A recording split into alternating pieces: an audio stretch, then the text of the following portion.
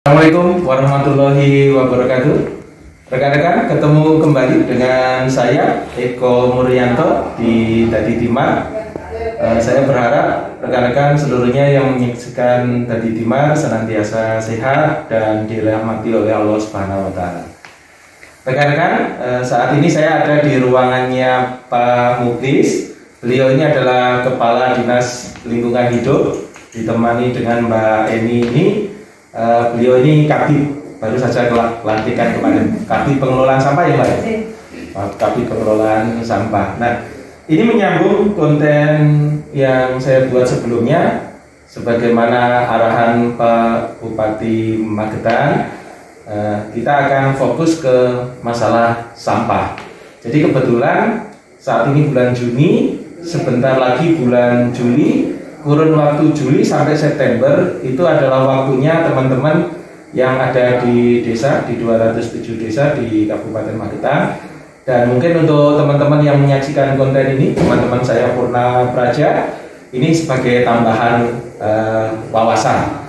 Jadi Juli sampai September Pak Muklis, saya biasa manggilnya Mas karena dari dulu sama-sama ya, teman satu kamar. Waktu diklat. Jadi ini Mas, kita buat program menindaklanjuti perintah Pak Bupati, instruksi Bupati nomor 1 2019 tentang pengelolaan sampah. Intinya seperti itu, bagaimana desa kelurahan itu mengambil peran. Nah, untuk berbicara seperti itu rekan-rekan, sebelumnya saya mengucapkan terima kasih atas support dan dukungannya terhadap Dadi Dimar. Nah, Mas Muklis, mungkin kemarin saya share juga konten saya ke penjenengan itu dengan teman-teman penggiat itu. Nah, saya ingin tahu lebih dalam tentang pengelolaan sampah di Kabupaten Magetan. Monggo silakan. Oke, Pak Eko dan juga para netizen semuanya. Jadi berbicara masalah sampah ini sangat menarik baunya, menarik masalahnya. Iya. Potensi timbulan sampah di Magetan ini luar biasa sebenarnya. Kita sudah masuk darurat sampah. Darurat sampah kita ya. Sampah. Karena apa? TPA kita itu udah overload, nggak kuat lagi. Kemudian jangan bayangkan aja, kita ini sehari timbulan sampah yang dihasilkan oleh warga Magetan, kalau dihitung ini ada rumusnya Pak Eko, menurut saya ada. Dari jumlah penduduk kali 0,4. Jumlah penduduk kali 0,4 kilo sehari. Nah, ini kalau kota kecil, kalau kota besar lebih bisa lagi. Ya. Nah, kalau di kalkulasi seperti itu berarti. Oh iya. Malah dimangkat deh. Saya juga mencicipi kopi. Ini kopi asli Lawu. Oh ini ya, kopi Lawu ya. Kopi Lawu rekan-rekan. Mbak ini ngopi soalnya, jadi di pajangan. Nanti saya. Oh nanti. Silakan. Ada sekitar 700.000 lah penduduk Magetan. Saat ini kan ada 609 berapa, terus yang terakhir itu 701 berapa gitu. Ya, taruhlah 700 kali 0,4 ada sekitar 280 ton per hari. Ya. Jadi kalau ini ditumpuk itu berapa tumpukan gitu Pak? Ya. Itu yang 280 itu terbagi di tersebar se-Magetan ya, artinya di 28 kelurahan dan 207 desa ya. Ya. Itu estimasinya seperti itu. Sedangkan yang mampu pemerintah Kabupaten Magetan melalui kami LH itu baru 40 ton. 40 ton dari 280. Kita ambil dulu. Seperenamnya 3 ya. Ini kita ambil setiap hari, setiap malam itu kita ambil, kita bawa ke TPA. Walaupun TPA ini penuh kan kita tetap harus tumpuk ke sana. Oh iya. Di sana ada pengelolaannya sebetulnya ya. Pengelolaannya. Nah, ini ada sekitar baru 40 ton. Berarti ini ada 240 yang tersebar kemana. Makanya ini yang saya katakan darurat sampah. Sampah itu ada di mana-mana, maka tidak heran kalau orang lempar-lemparan di sampah. Bukan desa saya ini sampah. Sampah yang tumbuh di pinggir jalan. Kalau saya turun di desa itu kan pinggir kali, ya, kemudian di tengah perkampungan. Terus kemudian ini saling melempar. Ini bukan sampah saya, orang lewat sini. Maka dari itu untuk mengatasi 240 yang tersebar ini, Pak Bupati ini mengeluarkan instruksi itu. Iya. Yang nomor satu itu sampah berbasis masyarakat, sampah selesai di sumbernya. Jadi sampah ini nanti diharapkan selesai di desa kelurahan. Iya. Karena sampahnya ini kan asalnya sumbernya juga dari desa kelurahan. Nah, kalau nanti bisa di breakdown desa kelurahan itu menyelesaikan masalah sampah, mission impossible 240 ton yang tersebar ini kan gampang, kita berbagi. Iya. Desa kelurahan semua ngurusi hal yang kecil dulu, desa kelurahannya masing-masing. Jadi kalau dibagi rata-rata gitu mungkin 200 sekian itu ya, 240, kita ada 235 desa kelurahan. Taruhlah misalkan ini di apa ya, di Anteng Kromo atau dibagi rata-rata itu satu desa 1 ton per hari untuk mengolah sampah, tapi sesuai dengan jumlah penduduk masing-masing, tentunya seperti itu. Jadi begini teman-teman yang menyaksikan dari Timar, jadi sampah ini bisa menjadi masalah, tapi juga bisa menjadi berkah, kan begitu. Jadi bisa jadi masalah, bisa menjadi berkah. Tapi kalau tidak dikelola secara baik, maka cepat atau lambat akan menimbulkan permasalahan, bencana. Nah, menimbulkan bencana. Saya bayangkan ya, kalau 280 ton itu yang bisa diolah cuma 240. Kemudian itu kalau pengen tahu 240 ton itu seperti apa, dikirim ke EHAL itu kira-kira betul-betul itu. Kantornya nggak kelihatan. Kantornya nggak kelihatan.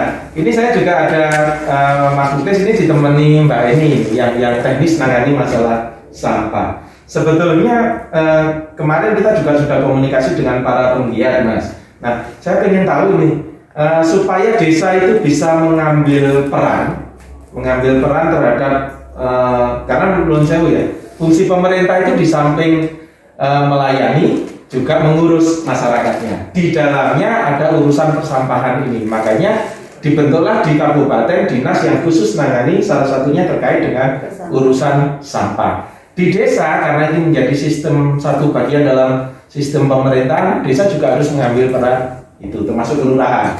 Nah, kira-kira Mas, untuk pengolahan sampah yang seperti itu, selama ini kan ada yang dibuang sembarangan, kemudian ada yang langsung dibakar. Nah, kemarin ada penggiat-penggiat lingkungan yang mencoba mengolah sampah itu. Nah, menurut Mas Muklis sendiri, mekanisme pengelolaan sampah yang bisa dilakukan di desa mungkin sudah ada guidance dari pemerintah pusat atau belum, Mas? Sudah ada. Oh, sudah ada ya? Jadi beberapa petunjuk langkah-langkah dan yang harus kita inovasikan, kreativitaskan di sini. Jadi tugas kita ini kan mengurai permasalahan 240 ton yang tersebar itu. Ini harapannya sampah selesai di kelurahan, di desa kelurahan dari sumbernya.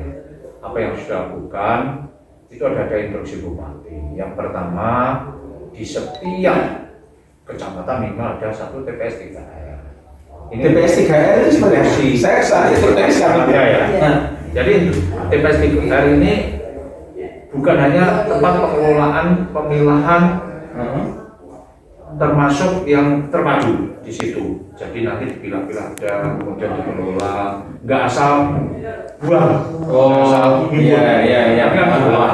Artinya ada pengolahan itu ada manajemennya, kemudian ada alat saprasnya untuk mengurai sampah itu.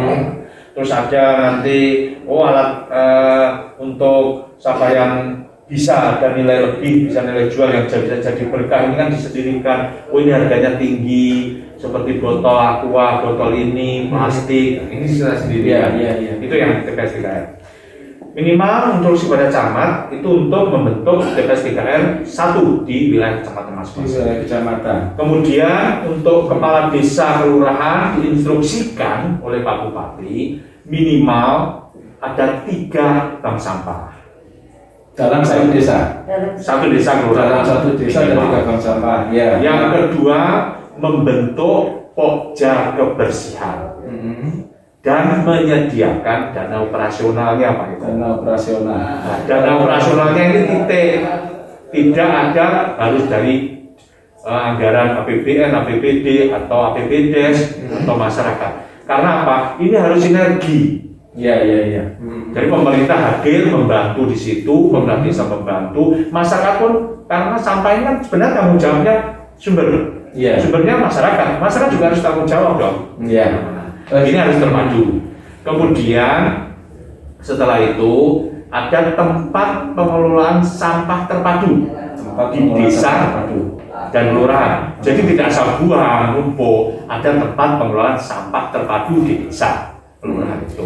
Untuk tempatnya itu butuh berapa Mas kira-kira luasannya? Kalau luasan kita jelas menyesuaikan aja. Desa kelurahan ini kan dia punya bungkuk ya biasanya. Ya, ada tanah kas desa. Nah, tanah kas desa itu kadang ada juga yang tidak produktif.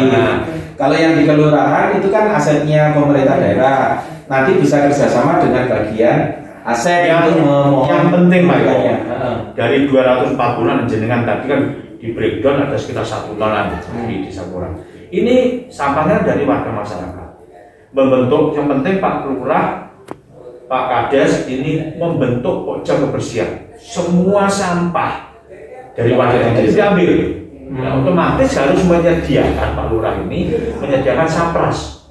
Sekarang kan nggak mau lagi orang narik itu minimal kan harus ya roda 3, roda 4 bisa. Jadi gini Mas, itu nanti kita bisa sinergi tentunya dengan teman-teman saya yang ada di desa. Jadi penggunaan dana desa itu salah satunya untuk pemberdayaan. Karena desa itu tidak hanya ketika membentuk BUMDes, kita kan punya BUMDes ya.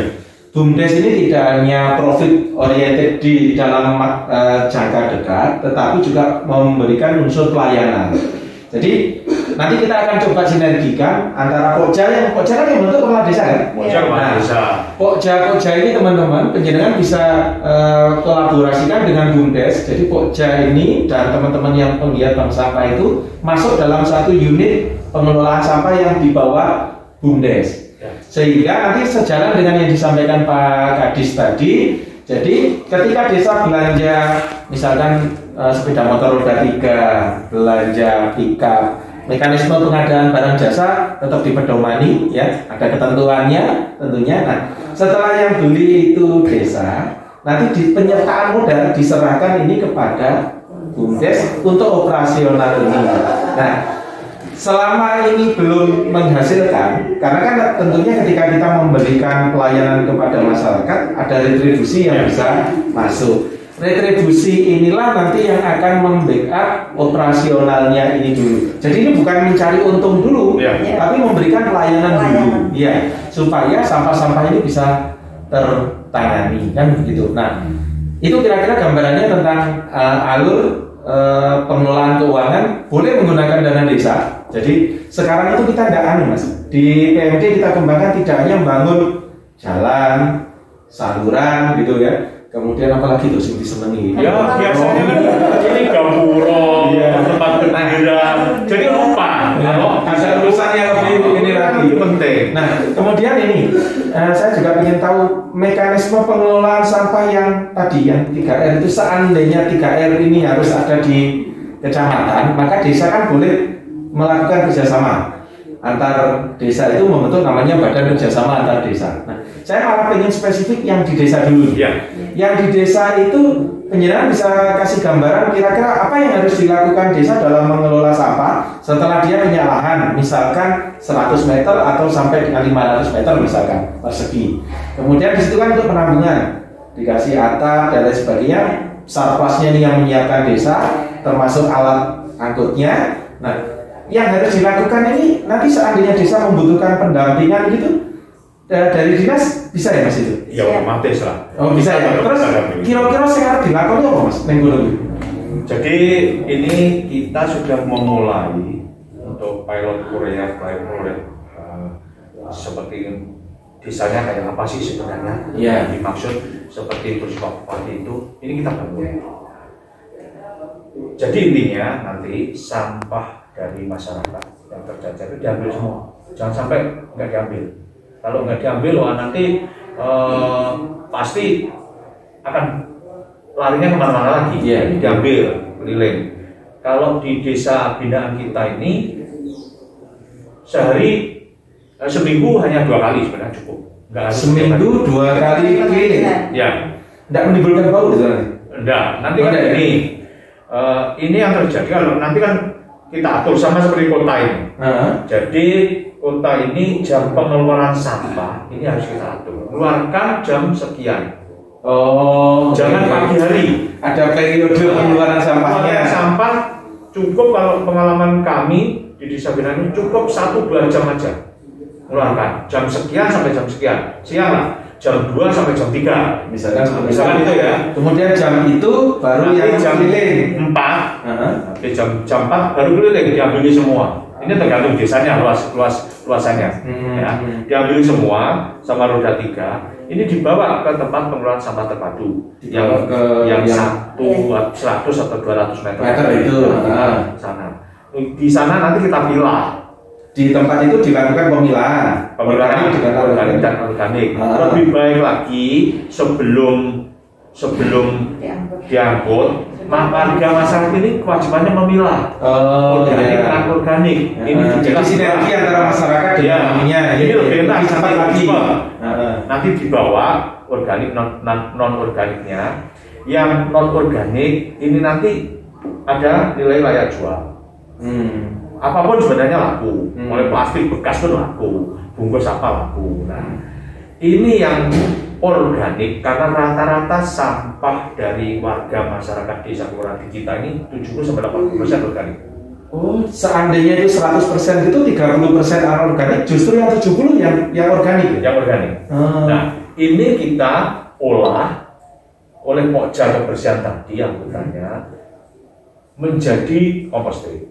Kita jadi kompos. Nanti kita sudah ada pasar sayur untuk mengkompos bagaimana caranya sudah ada, termasuk desa binaan kita. Kalau seandainya karena desa kan jarang yang gitu mobile gitu, apalagi di tengah pandemi. Kalau teman-teman turun ke desa itu jadi mungkin tutor atau narasumber itu bisa ya? Bisa ya. Jadi bisa teman-teman berarti siap dinas itu. Jadi kalau undang tidak hanya PMD sekarang. Juga untuk bantu prosesnya itu. Kompornya nanti kan bisa kalau masyarakat sana desa itu kan butuh itu. Iya, apalagi kita mayoritas petani. Setelah itu nanti kan mesti ada residu yang benar-benar tidak bisa diolah. Ini di sana ada lubang namanya wasdas atau apa itu nanti. Wasdas itu apa? Wadah sampah pedesaan. Oh, wadah sampah pedesaan. Jadi digali gitu ya? Digali. Nah, nanti buang di situ. Tentunya ada hal teknis yang nanti kita dampingi itu. Ini kita buang di situ, selesai kan? Iya. Jadi akhirnya sampah di desa jenengan atau desa saya diambil semua, kemudian dikelola di tempat sampah terpadu. Residunya dibuang di situ, selesai. Ini yang dimaksud sampah selesai isunya. Iya. Nah, kalau bayangkan begini ya, kalau semua desa di Magetan ini ada 235 desa kelurahan melaksanakan itu bareng-bareng, kan sendiri-sendiri. Iya. Pengelolanya sendiri ada 235 desa kelurahan. Alangkah indahnya Mission Impossible 240 ton ini selesai sudah. Karena masing-masing cuma kebagian 1 ton lah. Iya. Apalagi kalau kita sering ngobrol gini. Punya desa kelurahan. Saya punya teknisi untuk mengelola sampah ini. Kita kolaborasi. Dana di desa kan punya. Dana desa. Biar nggak dibelikan apa ini tugu, puro. Sekali-kali kita mengelola sampah ini. Dan memang sudah waktunya, Mas.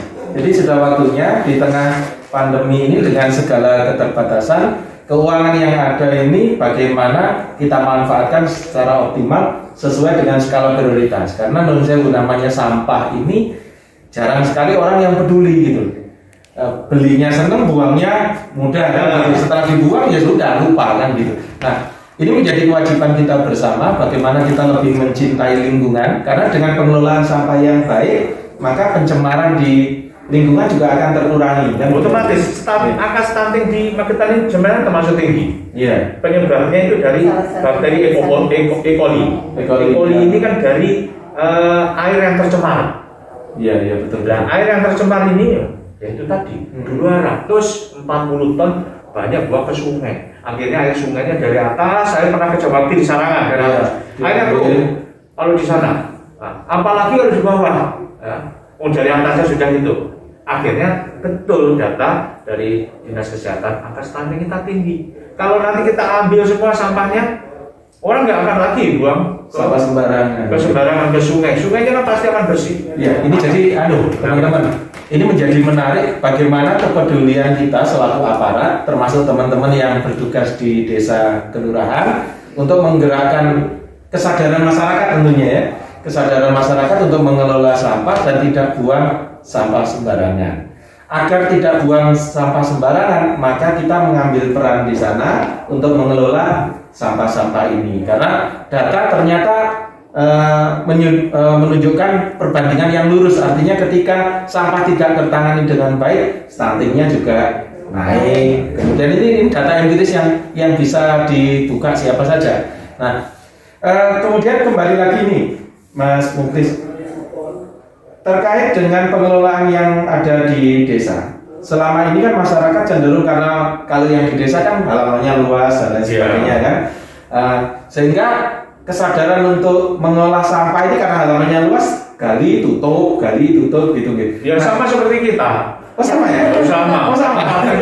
Kalau hanya luas ya, buat beli tanah kita untuk TPA penuh beli lagi.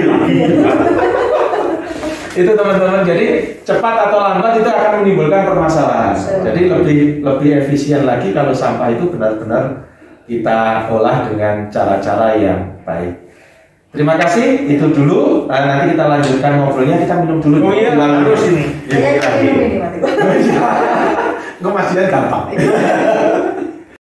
Sekarang kita geser ke Bu Kabit, Mbak Eni. Saya ingin tahu nih, seandainya nanti kita akan punya kebijakan untuk pemberdayaan pengelolaan sampah ini, kita masukkan di pedoman penggunaan dana desa.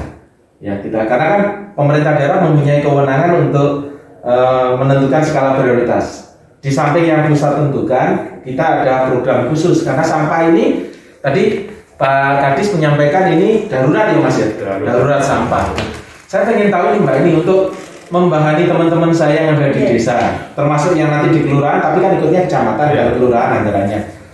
Apa saja yang dibutuhkan? Jadi misalkan mungkin peralatan, orangnya berapa, kira-kira gambarannya seperti apa Mbak? Mohon izin Pak Kadis menyampaikan. Jadi untuk yang pengelolaan itu teknis itu tadi tindak lanjuti Pak Kadis tadi bahwa sebenarnya sampah itu kan semuanya harus dikelola. Karena kita buang ke sungai nggak boleh, dibakar nggak boleh, apa-apa kok nggak boleh, itu harusnya gimana? Harusnya dikelola. Sampah itu bisa jadi masalah kalau sudah lebih dari 1 kali 24 jam. Makanya kan dikelola di situ, diupayakan 1 hari selesai. 1 hari selesai. Iya, 1 hari selesai. Jadi setelah pengambilan di situ, kemudian loading ya, istilahnya loading di satu tempat. Makanya tadi ada areal tersendiri, loading di situ. Yang belum terpilah itu nanti dipilah lebih lanjut. Kalau sudah ada bank sampah kan sudah dikurangi, dipilah lebih lanjut. Kemudian yang residunya tadi sudah ada, perlakuannya bagaimana. Nah yang dibutuhkan ini berarti yang pertama tadi adalah area untuk loading itu tadi. Untuk menampung itu ya? Iya, untuk menampung itu tadi. Jadi datang, dipilah, diolah, selesai bersih lagi. Jadi nggak akan bau. Kan yang dikhawatirkan kan itu tadi. Karena kalau yang jadi permasalahan itu Pak Eko, sampah organiknya kita itu biasanya campur dengan sampah anorganik. Nah itu akhirnya mereka tidak bisa membusuk, akhirnya jadi bau. Tapi kalau organik dikumpulkan dengan organik, nanti kita ada teknisnya pengomposan sederhana, itu nanti nggak akan bau. Sebenarnya seperti itu. Jadi ada kendaraan entah roda 3 atau entah roda 4 disesuaikan dengan kondisi wilayahnya masing-masing. Kebutuhannya 2 atau 3 juga disesuaikan dengan kondisi masing-masing. Dengan luas wilayahnya karena tidak sama. Kemudian nanti ada hanggar sederhana tidak perlu yang permanen tertutup, ini yang butuh biayanya tidak perlu. Bahkan ada di salah satu lokasi itu darurat pakai terpal, pakai bambu, kita juga praktek seperti itu. Bisa juga ya? Bisa. Jadi sebenarnya untuk penanganan sementara saja. Jadi untuk loading di situ dipilah. Yang penting pada saat proses pengemposan maupun hasil pilahan yang anorganik itu tadi tidak terkena air hujan. Jadi kan ada hanggarnya itu. Kemudian ada kendaraannya, kemudian ada petugasnya. Kira-kira petugasnya Nah, kalau petugasnya itu juga fleksibel, tergantung luas wilayah sama ininya. Jadi boleh 2 sampai 5 orang. Jadi kalau misalnya ada yang diatur per RW, RW-nya hanya 3, 2 orang, nanti kelilingnya tidak setiap hari tapi dijadwal seperti desa Sumber Dukun itu juga bisa. Jadi tenaga yang ada itu dimaksimalkan dulu. Iya. Artinya nanti ya, ini kembali lagi amalun biniat ya. Jadi kita sudah ada niat, ya tidak harus nunggu punya pengelolaan sampah yang permanen. Ya, kita harus mulai dulu. Nah, kita mulai dulu. Ini salah satunya ada di Sumber Dukun ya, Mas. Nah, Sumber Dukun kebetulan Pak Kadis ini ngerangkep ketua BPD. Bayarnya oke. Kepala dinas BPD. Jadi seperti itu ya. Kolaborasinya seperti itu. Jadi ada yang jemput itu ngambil itu. Nah, sampah. Ya, nanti ke depan ketika ini sudah pelayanan sudah bagus, desa boleh membuat perdes tentang retribusi sampah desa untuk mensupport ini supaya desa nggak terlalu berat dengan operasionalnya. Tapi untuk tahap pertama karena ada fungsi pelayanan, sama seperti ketika kita membuat jalan, itu kan kita tidak minta masyarakat, jalannya yang penting bisa dilalui. Itulah salah satu bentuk fungsi pelayanan. Nah, ini akan kita mulai nanti di PAK ini, Mas. Di PAK bisa. Jadi teman-teman nanti begini, silakan teman-teman yang ada di desa dan kelurahan untuk teknis tata cara penganggaran penggunaannya nanti dengan kami di DMD. Nah, nanti ketika penjenengan pengen membutuhkan, karena ini kan kita juga butuh sosialisasi ke masyarakat. Nah, dengan tetap memperhatikan protokol kesehatan, bisa dikumpulkan masing-masing RT untuk ini, untuk mengolah sampah ini. Di samping kita juga gandeng teman-teman yang kan tadi Mbak ini cerita sudah terkurangi oleh yang mengelola bank sampah dan lain sebagainya. Nah, itu nanti kita bisa menjadi mengedukasi masyarakat untuk bagaimana pentingnya mengolah sampah. Sehingga beban ini, karena kita dalam satu sistem penyelenggaraan pemerintahan, ketika beban ini kita tanggung bareng-bareng mulai dari kabupaten, kecamatan, dan desa, maka insya Allah beban ini akan terasa ringan. Karena kalau dibagi cuma 1 ton, Mas. Iya, 1 ton kan rata-rata kan satu. Ini nanti yang perlu kami Pak Eko. Jadi